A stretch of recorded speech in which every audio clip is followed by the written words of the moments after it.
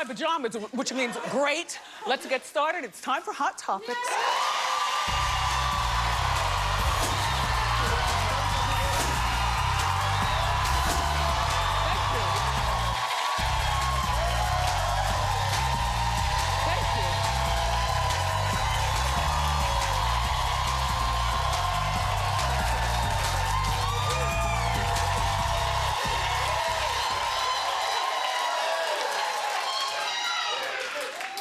They're me, hsn.com. I'll be there with my whole new collection this coming weekend. Yeah, thank you. So Meek Mill's lawyer is speaking out, claiming that the judge was infatuated with Meek. Now, hold on. Because if so, then Meek's side does have a point. And then the judge should do the 2 to 4. On account of how dare you waste a good education chasing hip-hop.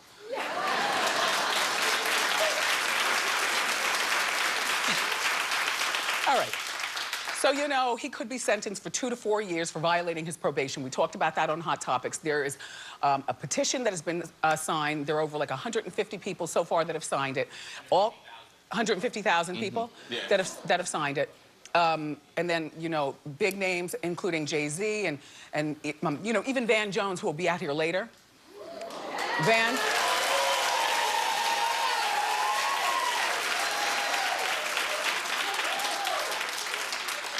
Tennessee, father of 2, married. But we'll check him out and have a smart conversation later. But he is on Meek's side as well. See, people want these laws to be changed. You know, Meek did something, and Van will explain it a little bit more, back when he was like 19 years old, but he got about 12 years probation for that, and which is entirely too much probation. He didn't kill anybody. I don't know whether it was gun violence or anything like that. But anyway, look, the judge allegedly asked Meek to do a remix of Boyz II Men song and give her a shout out, remember? First of all, I didn't know that Meek could sing. I was thinking about that. I was thinking about that when we did the story after the show was over. Like, wait, does Meek sing? Anyway, so that's, you know, violation number 1, if she did that. And because her response, when he said no, he's not gonna do it, her response allegedly was, okay, suit yourself. Like, you'll see. Also, they're saying that this judge, who's 61 years old, she's from Philly, she's a graduate of Spelman undergrad and Temple University. The judge allegedly asked him to leave Rock Nation and sign with a local Philly manager.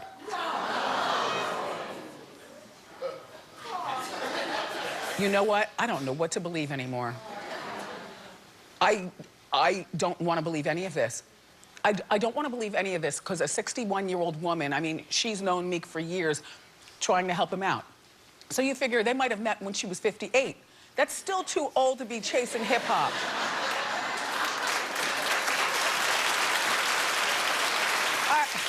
You know,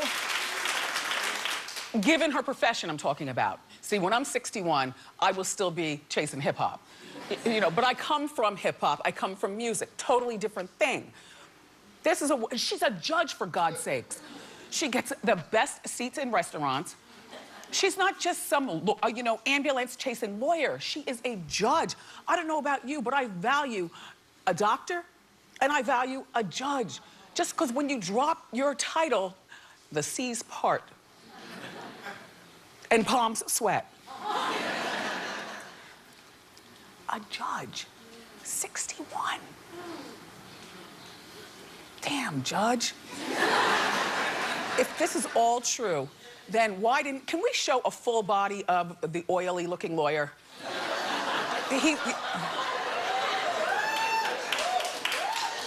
Yeah, no, he's not a bad-looking man. He's been around in Philly for years. He's like a lawyer to, I don't know, rappers and gangsters. I don't know.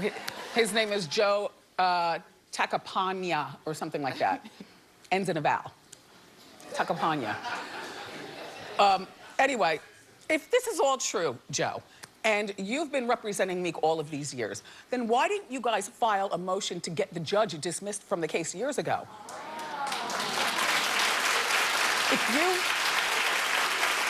I'm just thinking, I mean, if you thought that the judge had an unhealthy obsession with Meek, then why didn't you say something years ago? I know why, though. Because in actuality, when you have a judge on your side, you keep playing that card. You know, it's just looking crazy now. I don't know what to say. But I say this. Meek, Meek has violated probation. But what his lawyer is saying is that if you look closely at the footage, that he's breaking up a fight. What his at the airport. What his lawyer is saying is that, yeah, you know, he had wisdom teeth pulled and he got addicted to painkillers, but he went to rehab. You know, in the meantime, the judge has this unhealthy infatuation. So meanwhile, Meek is still in jail. Well, he's got the cell to himself.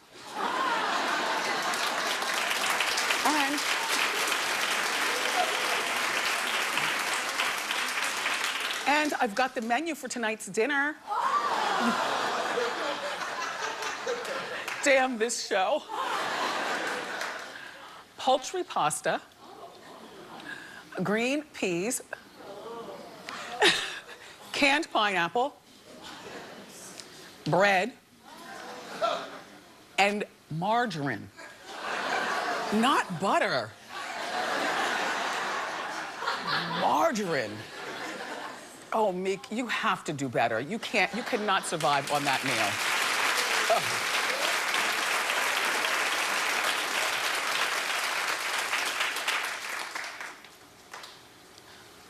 Judge, I hope this is not true. Anyway, all right, so our friend Kathy Griffin, she was performing in Dublin, Ireland. You know, the jokes and stuff. And she fainted backstage.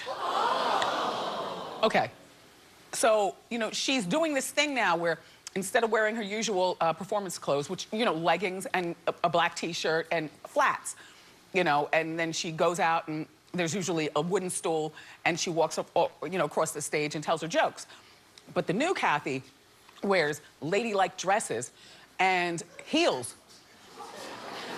I'm just trying to set up the timber. Okay. So she's on stage. People said she began to wobble. Well, you're familiar with the wobble, aren't you?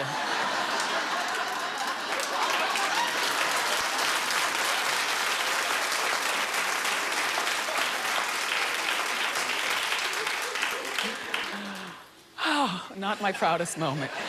Anyway, so she began to wobble, but she was able to make it off stage to go backstage. And as soon as she got back there, she fainted.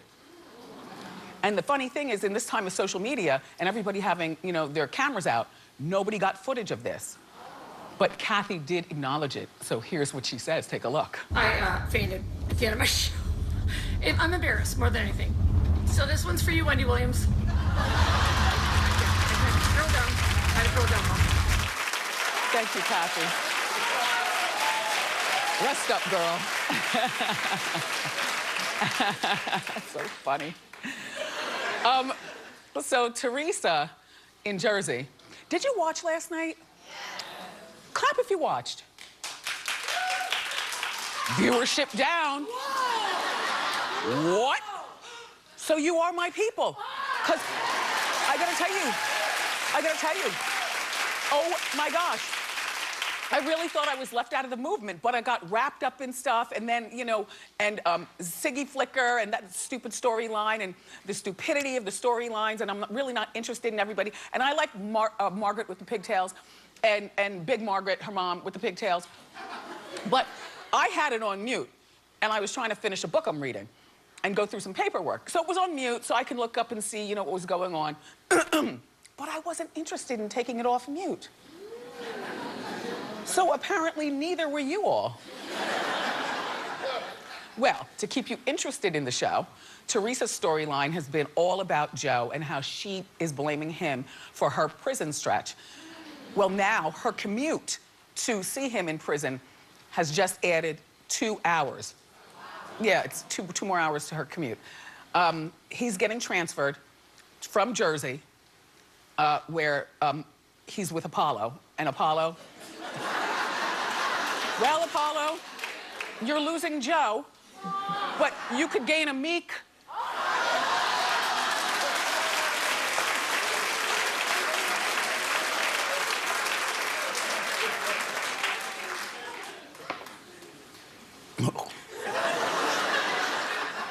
So he's being transferred to a prison in Pennsylvania. And Teresa's like, I'm not schlepping 4 kids in the slush to see you, nearly 2 hours away. Ugh. Doing all that driving, putting all these miles on our cars. You know you can only put 15,000 miles on when you lease a car. I don't know that they're leasing, but I'm just thinking about the mileage factor. And then why would she want to have a driver take her? That's money that they're spending that Joe is not earning because he's in jail. I got to tell you this right now. I tell those girls, look, first of all, one of the girls already emails him regularly, like every day. And then, I don't know whether they have prison FaceTime, but they can... I don't know. But what I'm saying is, I wouldn't visit him either until the weather breaks. And a nice drive, you know, 1 weekend a month for all those hours to see him. February, the slush, the cold. Oh, the girls screaming and complaining and pulling each other's hair and, You know what, Teresa, if I were you, I would just keep the house phone on so you can collect calls. That's it.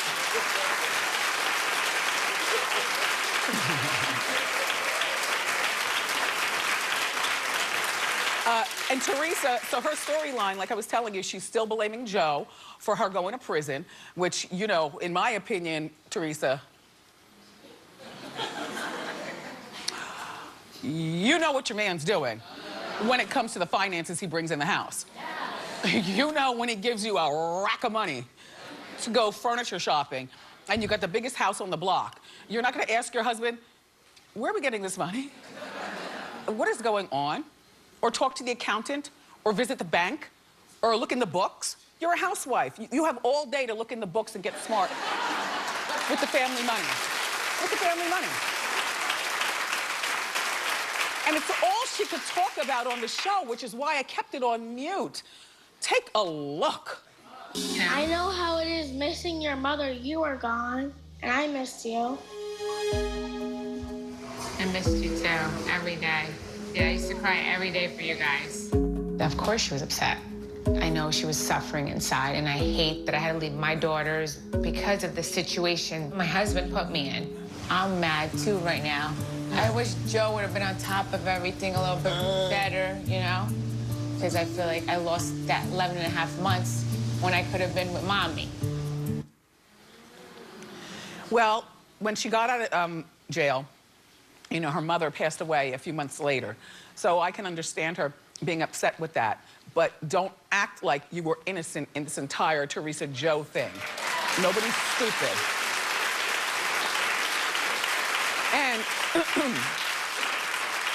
And she's doing anything right now to hang on to her spot on the show. You know, she's writing her books. She's still on the show. I think she looks very pretty in every single shot, you know. But the one thing that's missing to make her more interesting, because I'm not interested in this storyline, because I feel as though she's as guilty as Joe. When he gets out of prison, if he's not deported, then they can do a show together, you know, rebuilding their marriage. See, anything to stay on TV, these people do. But the one thing that you're missing over there at Bravo, and you know where I live, so you can send me my check for a consultant. This is my consultant check. Teresa needs to date this season on the show. In between complaining about Joe and what he's done, she needs to be dating. And dating a lot of guys and dating often. And I don't just mean going for dinner. I mean, if you know, play it up like an actress, you know, fall into his arms, you know, bring him into your house and say goodnight to everyone else. You know, let the girls stay with their grandfather for, you know, the weekend. Piss Joe off. While even if you don't mean it, like you bring the guy in the front door, as soon as the camera's cut, you let him out the back door, all right, get out. But you gotta have a more interesting storyline, because this right here doesn't cut it, buddy.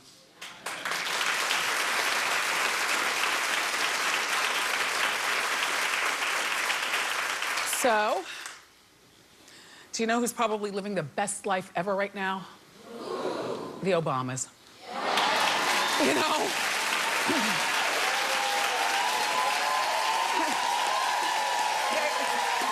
they probably, you know, they're still young. They still look very fresh. Yes. They've got their girls. Yes. They've survived the years in the White House. Yes. We miss them on account of, they are living, to me, the best life ever.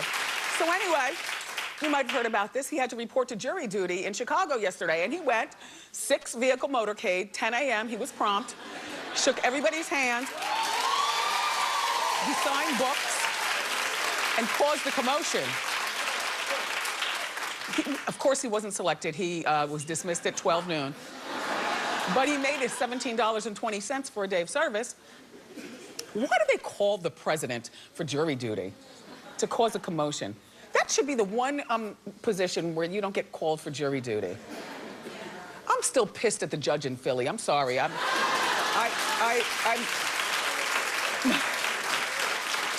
like, my mind in the back of my head, it's like, Judge, if you want to have any attachment to fame at all, then why wouldn't you do it with, you know, Gamble and Huff? They're from Philly. You know, they do music. Like, why Meek Mill? Why the rap community? What, damn it, man. I'm watching you, Judge. So, I know I'm not the only one that brings my own condiments to restaurants. They never have garlic on the table. I like a particular Lowry's. It's the California blend. I bring my Lowry's. They never have salt on the table. I cannot stand a chef that thinks that their stuff is so good that you don't need to have salt and pepper on the table.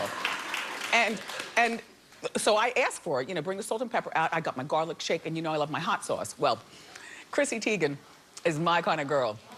So she went for breakfast at this really popular place here in Manhattan. She got this big stack of blueberry pancakes, but she brought along her favorite condiment. Her favorite condiment. Take a look. Aunt Jemima and I went to have breakfast.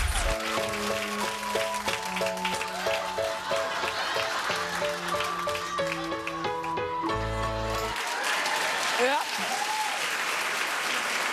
And the thing is, I don't even like to share my condiments. You know, when I go for dinner with people, I'm like, nope.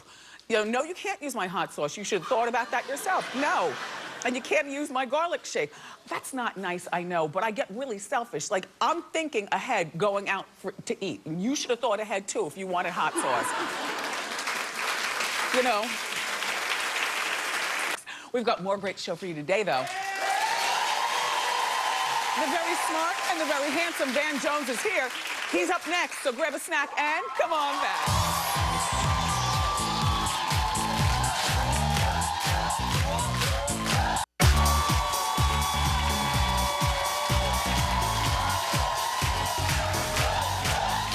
Welcome back.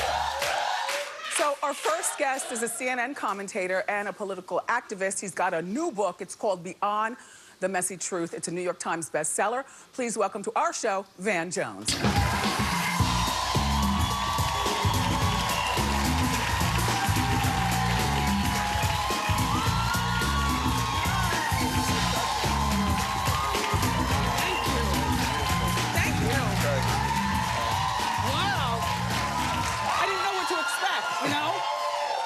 I didn't know what to expect. You see me on TV every day. I know, but in a different light. You know, now you're in my jewel box. I didn't know whether you'd be able to loosen up and, you know, get down with the funk. Thank you. I'm funky. I can get funky. Let me give you some Van Jones shoe cam, and don't forget to include your socks. Put your feet on those feet, and then look right there so you're modeling everything. And my Beetle boots. Yes. These are my Beetle boots. So, You're very handsome and you're very tall, and you used to have a whole lot of hair. I found a picture. so, man, Yeah. are you bald by choice or? I didn't cut my dreads cut me. Oh. That was a forced breakup. Now, how old were you about then? 23. I had just got out of Yale Law School, and I was going to fight for criminal justice and stick up for our folks being mistreated by the prison system. When you said Yale Law School, did you hear the audience go, what are your thoughts on the Meek Mill situation? It is absolutely outrageous. This is one of the worst things I've seen. I've never heard of a case where a brother is standing before a judge. The prosecutor says, do not put this brother in jail. The probation office says, do not put this brother in jail. And for some reason, the judge says, I'm gonna put him in jail anyway. The judge is supposed to be neutral, listen to the defense, listen to the prosecutor, and come down in a neutral way. The judge is the only person in the building who wants the brother locked up. That's wrong. That's not supposed to be that way. That's wrong. Well, you know, in her defense, she has been defending him for many years. Well, I mean, and he has violated probation. You know what? The thing is, you do something when you're 19 years old, wherever it was, silly, nobody lost their life. You've been on probation for 12 years. You and I couldn't be on probation for 12 years without doing something that somebody was going to criticize. So, but look at what he actually did. He popped a wheelie. This is in Harlem. He popped a wheelie, trying to entertain kids, should have done that, but he popped a wheelie. He got his wisdom teeth pulled out and got hooked on Percocet, went to rehab, told them where he was going, but they got confused about that. And then he broke up a fight that the police said he was doing the right thing. So somebody who... The fight in the airport? It was a fight in the airport, which he broke up, and the police said that he did the right thing when they looked at the video. Wow. So breaking up a fight, popping a wheelie to entertain kids, and getting off drugs, that don't make you a villain, that makes you a hero. You should not be in jail. You should not be in jail for that. What do you make of the judge's behavior? I don't understand why the judge is doing this, I would have to say at this point, when you are the only person in the building. The prosecutor always says, put the brother in jail. The probation officer is usually iffy. When the probation officer is on your side and the prosecutor is on your side, that means you can be on the streets. Why is the judge going way left from everybody else to put him away? I think she probably has some kind of... He didn't do the remix. I don't think you should go to jail for that. So what I would say is, you know what, Judge? Recuse yourself. Let another judge look at it. If another judge looked at the same situation and agrees with you, but at this point, it does not look right. Do you still practice? Listen, I have my license. I actually am representing a few people, but the main thing I do, honestly, is I try to be in the court of public opinion, because a lot of times people don't understand what's going on in our communities, why certain things happen the way that they do, and you know, one of the reasons I wrote my book, Beyond the Messy Truth. When you're doing real work with real people, you get some common sense that a lot of times people in the high places don't have. So that's what I'm trying to... Did you and your wife meet at Yale Law School? She's a lawyer, too. It's two lawyers. You've got a good situation. Well, I'm happy about it. We got two little boys that are both doing well. I was given a speech at a law school, and she was a law student who would put the thing together. Hey, now look. What the Weinstein is going on around here? No, but back to you. Yes. So Van is the first speaker and person of your stature to sign with Rock Nation, which I think is fabulous. Thank you. Thank you. Thank you. You know, your activism and the whole bit. You're bridging the gap between hip-hop and politics. Yes. Which is wonderful. Yeah. Well, I mean, but that's how hip-hop started. People act like, you know, hip-hop was always at the beginning the voice for the voiceless. It was a CNN for our community, where we didn't really have a voice.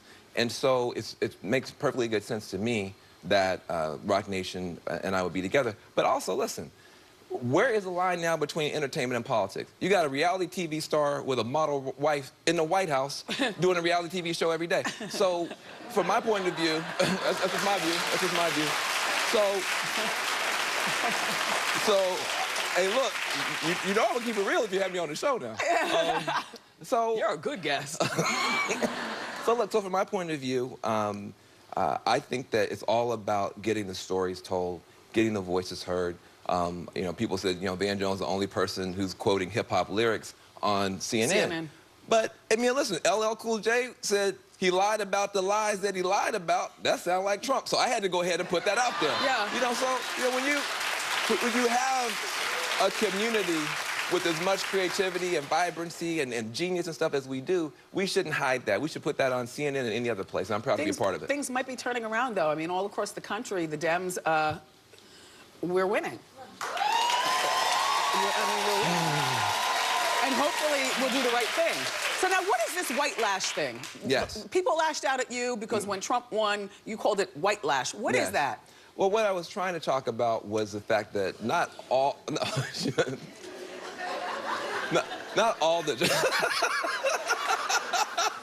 you're not stirring nothing. But what I was trying to talk about was, and I've been a part of politics, watching politics, in and out of politics, 25 years. I've never seen a campaign where neo-Nazis, Ku Klux Klan, is out there cheerleading for a candidate, celebrating when that candidate wins. So I'm not saying by any means that all the Republicans are that. No way. I'm not saying all the Republicans are Nazis. But I am saying for some reason all the Nazis were, on that night, were Republicans. And there's something wrong with that. And we've got to be able to talk about the good and the bad and be honest about it. So I think that some people voted for Trump for good reasons, because they, were concerned about the economy or whatever. But there are some people who voted for Trump for very nasty reasons. And we got to be able to talk about both. All right, so now listen. I love that you have a book. Congratulations, it's a New York Times bestseller. Yes. But and however. Thank you. But and however. How you gonna have a but after my bestseller? Because the most interesting thing so far, because I haven't read the book yet. Yes, that's good. At least she's honest. But the most interesting thing about the book so far is the dedication. He dedicated the book to Prince. Oh, yeah. So random. No, it's not random. How do you know him? Who are you, Van Jones? Oh, see, I work for a president, I work for Barack Obama, and I work for a Prince, Prince Rogers Nelson. How did you meet him? I was running my mouth, shocking to you, I was running my mouth on TV about 10 years ago talking about helping kids learn how to put up solar panels so that we could have solar panels in the hood, the kids could have jobs. It was called greenforall.org, and it's still around, it's still doing good work. And Prince saw me on TV talking about it. And he sent me a check, but it was anonymous. And so, look, in the hood, you don't take no anonymous money. That could be anybody's money. So I was like, nope. It came back and said, nope. A check for how much? It was a lot of money. I don't want to put it on. I heard $1 million. It wasn't quite $1 million, but it was a high number. And so I'm like, I'm not going to prison. I kept sitting in the back. So how'd you find out it was him? And so his lawyer called. I think the lawyer was going to get fired. The lawyer said, would you please take this check? I said, not till you tell me who it is. He said, I can't tell you who it is. I said, I'm not taking it. He said, well, I can tell you that his favorite color is purple. Wow. So I said, you got another problem.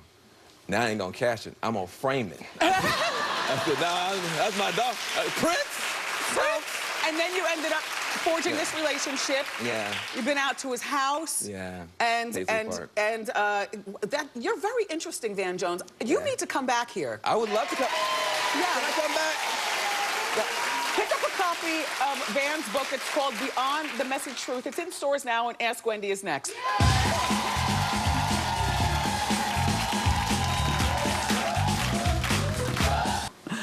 All right, our final Wendy, what's good? Wendy, what's good? Congratulations, celebrating your 1500th show. But, oh, and I've been a Wendy watcher since the 6-week sneak peek. I have so many favorite moments. Do you have a favorite moment of all time? Yep, I do. My very, very, very, very, very favorite moment was, well, I was late for work. Take a look. Here's Wendy!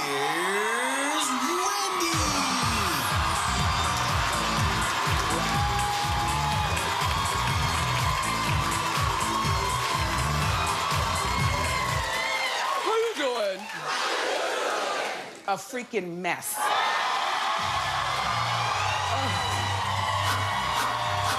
You want to know what regular Wendy looks like with no makeup and her street clothes? American Apparel, my Walgreens leggings, and a pair of All-Stars with my Wendy coat from HSN. And that's how I roll. That was the craziest day. I literally got out of the car and came right to the stage. Everybody was like, what?